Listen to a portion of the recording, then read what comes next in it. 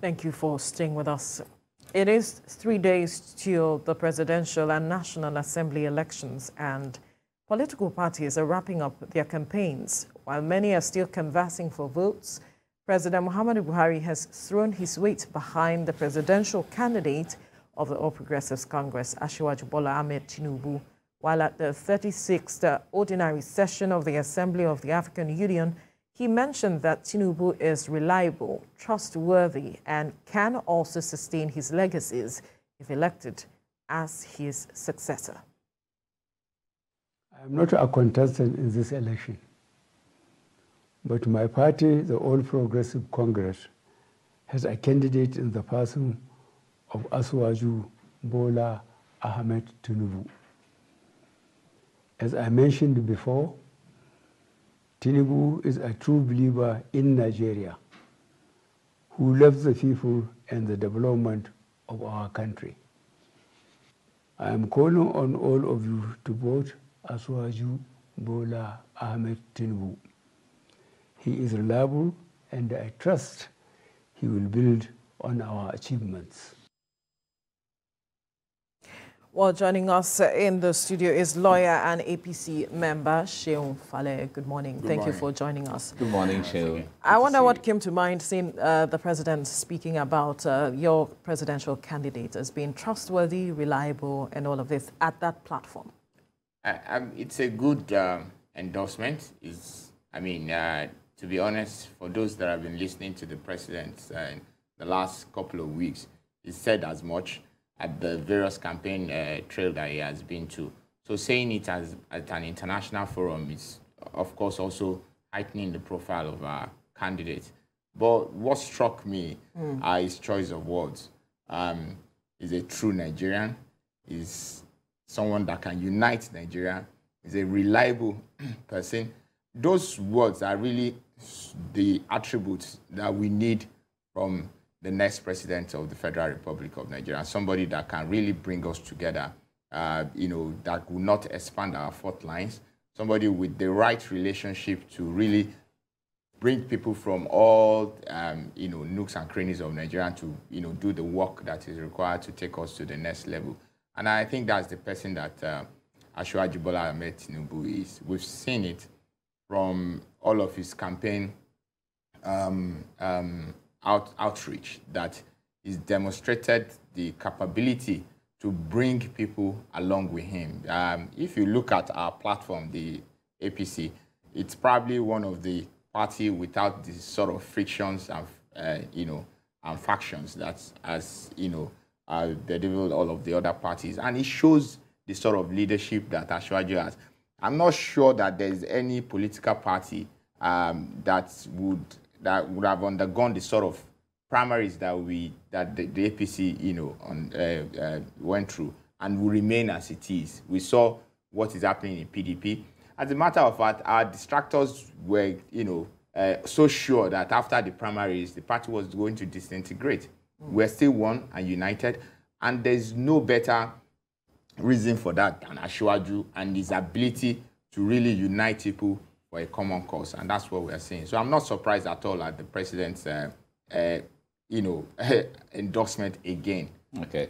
Now, since independence, the only time that a complete administration was handing over to another administration was in 2007 under former President Olusegun Obasanjo.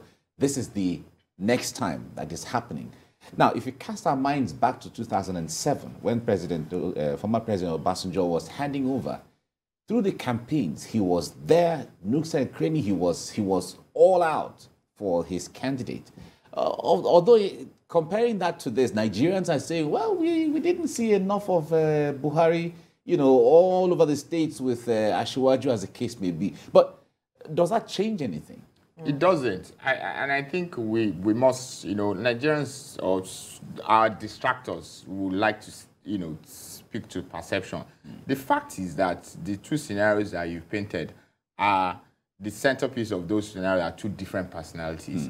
I mean, if you recall, even during the president's 2019 re-election, he was really not out there. It was Asiwaju that was really galvanizing the base going about. The president by character, is not someone that is as garrulous as Obasanjo is, so you can understand that difference in approach. But the key element in where he goes, what he says, what he's doing behind the scene that we know of, and that really will come to fore, really, particularly in different areas in Nigeria where that the president is quite, popular. We've seen, based on the synergy between the campaign team and the president team, where they've really focused on certain areas, certain places that the president will go. He's gone there, he's made these speeches, he's made these endorsements in Hausa, in English, and he's reaching the right people. So I really would, So invariably, this lays to rest every comment made by your distractors, as you mentioned it earlier.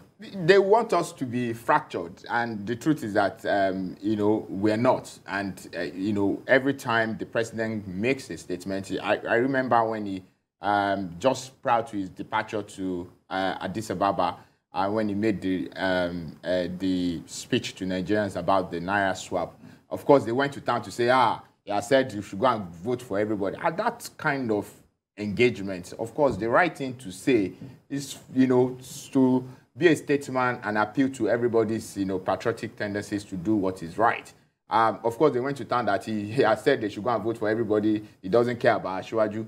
We've seen him come back again and make similar, appeal for Nigerians' understanding as to what is going on, and of course reiterated his support for Asiwaju. Every time that his support is in doubt or has been questioned, the man has taken steps to really reinforce it again, to endorse, so that Nigerians understand that he's really with this candidate. And I really don't understand what they think that he would want, because if there is any candidate or any person indeed that can safeguard his legacy, it is Asiwaju Bola Ahmed Tinubu. Asiwaju Bola Ahmed Tinubu himself has said it as much. We would safeguard your legacy. Where you've done very well, we will continue that place. Where there have been challenges and we think that more should be done, we will continue it. At the end of the day, what is important is the service of Nigerians and giving Nigerians the best. And I think it's only Asiwaju that can do that at this point in time. All right. There'll be the grand finale in the rally today. This is seen as the mother of all rallies, I wonder what we expect, or what Nigerians or Lagosians should expect today.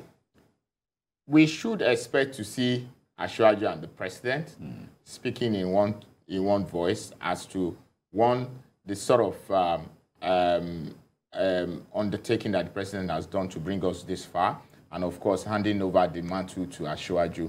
We should expect our party members, committed party members from all nooks and crannies of Lagos to troop out to welcome Asiwaju, because this is essentially an homecoming for him. Homecoming. Yes, he will be here till the election period, galvanizing the base, reaching out. So we should expect a robust party activity full of all party members that will be speaking to some of the key issues that we've been speaking about in the last couple of months, basically now bringing it to home and letting it sink into all Nigerians that this is a government that is thinking about your safety, about your security. This is a government that would ensure of your economic prosperity. This is a government that will look to bring more inclusiveness in our financial services, in our life and living, standard and all of that. And these are key issues to Nigerians that they really want to. All right. We need to quickly go on a commercial break. When we return, we'll continue the conversation here in the studio. Stay with us. All right, thank you for staying with us. Before we went on the break, we were speaking with a lawyer and APC member, Seun Fale, with regards to the president's endorsement of the APC presidential candidate at the 36th ordinary session of the Assembly of the African Union. And it's been 6 months of campaigns across the country, and it's going to climax in Lagos later today with the rallies, and your candidate has been crisscrossing the country, getting endorsements here and there. But would you say he has been able to convincingly sell his renewed hope campaigns to Nigerians? I have no doubt about that. From the feedback that we have, and this feedback are in different phases. There's scientific one, which is the polling. We see that the messaging is resonating with Nigerians. That's why We are on course to win 25% in more than 30 states as we speak, and with the majority number of votes. That shows that the messaging of hope, the message of security, the message of economic enhancement and improvement, the message of total infrastructural, renewal and, and all of that is really resonating with Nigeria, because those are the key things that they want to hear. Beyond that, we also see the feedback that we get when he's undertaking the town halls, the various town halls that he's done. We see the people's engagement with his proposals, with his policies. We see how robust those policies are, and the feedback that we get. You will recall that he's met with the business community in various places, Lagos, Abuja. He's met with the agricultural community. He's met with the healthcare community. He's met with all sectors, major sectors of this economy, basically to get their feedback. And that also has enabled people to also participate in that policy engagement that helps deepen that understanding. And then you see the enthusiasm of the core party members and even independents. All of these combined together is what has given us the hope and the understanding that, look, this election is already done, and it's just a matter of now casting the votes and announcing the winner. All right. Now, your presidential candidate is the most talked about. Even in opposition political parties, he is the topic people talk about and so on. But why do you think it's so anyway? Because he's the candidate to beat. If you speak to any other party member of any other party, at every point in time, who and what they speak about is about Tinubu in their own fora, in their own discussions. And that's really to their disadvantage. It's really, when in information management, the more people talk about you, the more traction you get. And it's not really, it really shows that one is the candidate to beat, is the person with the right issues and ideas that warrant discussion. You understand? And truly, from experience, people really would scrutinize the most likely candidates to win just because they know that, look, this is a guy that will be entrusting our affairs with. So, and we welcome that scrutiny, really, and we've enjoyed it so far because we've responded in kind. We've responded to the issues that, has been raised. We've answered them to the best of our ability. And Nigerians are wiser for it in terms of what the party will do when it comes into power. And I think we've also been helped by Asiwaju's antecedents and, and previous experiences. What's easy for us to now market and sell him, given that this is what is achieved in Lagos. And there's no better place to really showcase that experience, capacity, and knowledge than Lagos. And what we tell people really is that, look, everything that is happening in Lagos, all of the developmental strides that Lagos has achieved based on a concise strategic document that he helped, put together, is what we really want to do in Nigeria. There's nothing more than that. We believe that we should have numbers of Lagos across the country, and it's doable by putting the right team together, by putting and giving the right team the right leadership that Nigerians deserve. There's no reason why Aba should not be a burgeoning manufacturing hub. There's no reason why Port Harcourt should not be a thriving maritime city like it should be. There's no reason why Kano, as it is, should not improve on its commercial notoriety. So all of those things are what Asiwaju will bring. And I dare say that the leaders in those cities, in those regions, understand this. And that's why you see all of them gravitating towards Asiwaju, because they know that he has the right credentials to move us to where we Because want to I was going to ask about the kind of support he seemed to have garnered across as he was crisscrossing this state. What do you make of this? Is this why he is confident that he has done all that is necessary and they can, as he said in Yoruba, they should They should calm down. Yes. It's very important. Relationships in politics is very important. And this relationship are not fickle relationship. They are relationship that has been built over many years of different challenges, different issues that people have now come to see you for who you are. I was reading something that Asiwaju said yesterday that, look, I've been friends and have built relationship with different people for the past 40 years. That kind of relationship, you can't fake it. You can't not but be real. And that's really what has come true for him at this moment. You've seen that in every part of the country, be it in Kano, be it in Niger, be it in Anambra, be it in Ekiti, Asiwaju has deep relationship that those people can then go out and take all they have in terms of integrity and credibility to say this man can do this. And that's really what is key. And in delivering this sort of the magnitude of expectations of Nigeria, it's really about putting hands together with the right people and then getting the work done. All right, Nigerians have drawn attention to some of the challenges that they face on a daily basis, whether socially, economically, and otherwise. And it is agreeable or agreed that one administration may not be able to totally take care of all of the challenges that Nigerians face.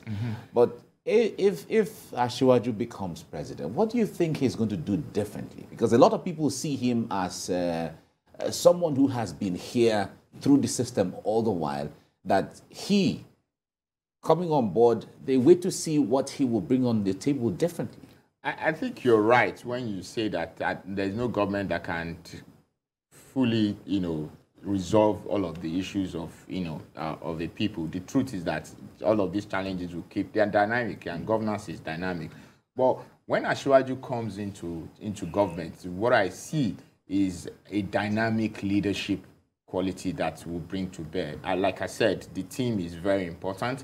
So you are going to see in every aspect of our public sector and public life, competent and competent hands in each sector. So that's very key. Then you're going to see an innovative way of governance. So look at the issues we have regarding tax payment and all of those tax structures that would really help our bottom line in terms of revenue. Asiwaju, given his experiences, has undertaken the innovative way of dealing with that. The key issue to us, of course, is security and economic opportunities.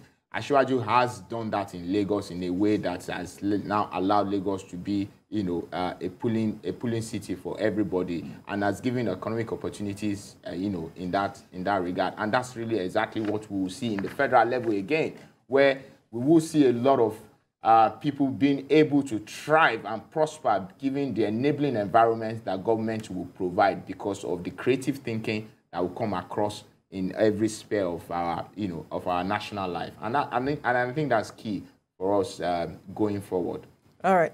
That would be a fine place to leave the conversation right now. Lawyer and APC member Seun Fale, thank you for your time, and we can only wish your candidate all the best. Thank you very much. Thank you very much.